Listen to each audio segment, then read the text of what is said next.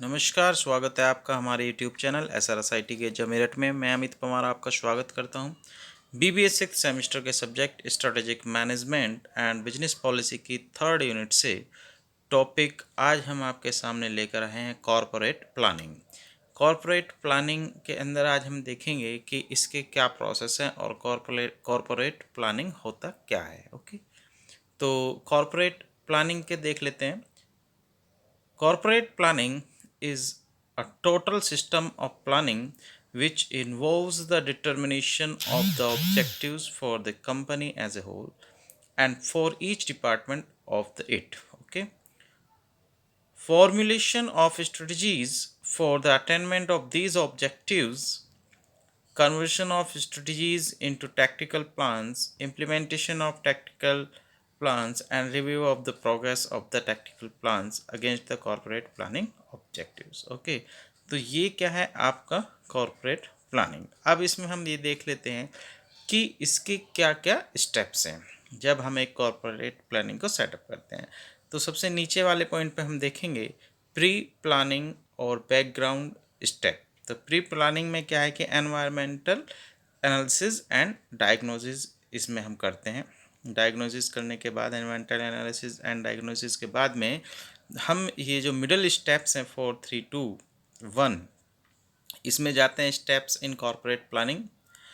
Determination of objectives, strategy formulation, development of tactical plans, implementation of tactical plan, और इसके बाद में last point आ जाता है आपका फॉलो अप एक्शन के एक्शन को फॉलो करना। ओके, वन बाय वन इनको डिटेल में देख लेते हैं। सबसे पहला स्टेप है आपका प्रोसेस ऑफ प्लानिंग के अंदर एनवायरमेंटल एनालिसिस एंड डायग्नोसिस। ठीक, अब जो सबसे इसमें क्या है कि एनवायरमेंट को हमें एनालाइज करना है, इंटरनल हो चाहे एक्सटर्नल हो, दोनों तरीके के एनवायरनमेंट को हमें इसमें एनालाइज करना है, उसको डायग्नोज करना है। ओके, फिर इसके बाद में डिटर्मिनेशन ऑफ ऑब्जेक्टिव्स। जब हम एनवायरनमेंट को एनालाइज कर लेंगे, उसको डायग्नोज करने के बाद हम अपने ऑब्जेक्टिव्स को सेट करेंगे। Okay, all planning starts with the determination of the objectives for the plan and corporate planning is no exception to this generality. In corporate planning, after the environmental analysis and the diagnosis, the planners determines objective for the company as a whole and for each department of it, which become the beginning point of corporate planning. Okay, तो determination of objectives ये point हो गया। इसके बाद में हम देखते हैं नेक्स्ट पॉइंट स्ट्रेटेजिक फॉर्मुलेशन।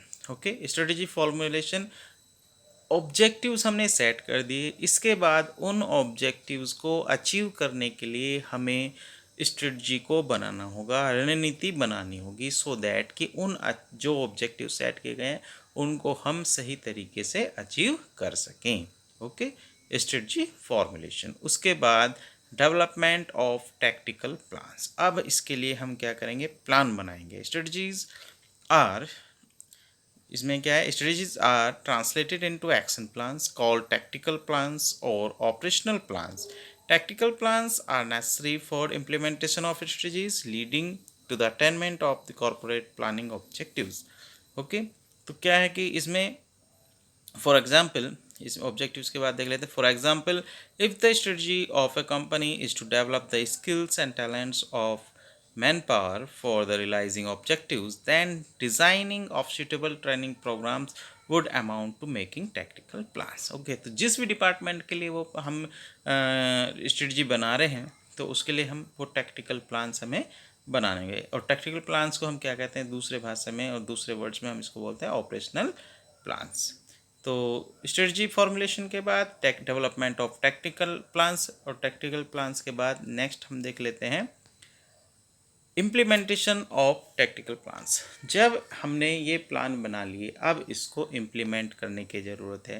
ठीक है, इसका बहुत ही सही तरीके से इम्प्लीमेंटेशन होना चाहिए। यदि इम्प्लीमेंट हमने इन प्लान्स को सही तरीके से कर दिया तो हमें जो है अच्छे ऑब्जेक्टिव्स, जो हमारे ऑब्जेक्टिव सेट थे वो इजीली हम उनको अचीव कर पाएंगे। ओके, इसके बाद में लास्ट स्टेप क्या हो जाता है, फॉलो अप एक्शन। अब इसको हम फॉलो अप करेंगे, जो एक्शन है उसको फॉलो अप करेंगे। इसमें क्या है देख लेते हैं। ओके। इसमें है after the tactical plans have been put into practice, a review of progress is done. An examination of what results are following from the implementation of the plan and what feedback action is necessary for the betterment of the corporate planning process. Okay, तो ये बहुत इसमें ज़रूरी है, तभी हमारे जो objectives हैं वो अचीव हो पाते हैं। ठीक है, तो आज के लेक्चर में, आज के वीडियो में केवल इतना ही। वेट कीजिए हमारी नेक्स्ट वीडियो का। तब तक के लिए धन्यवाद।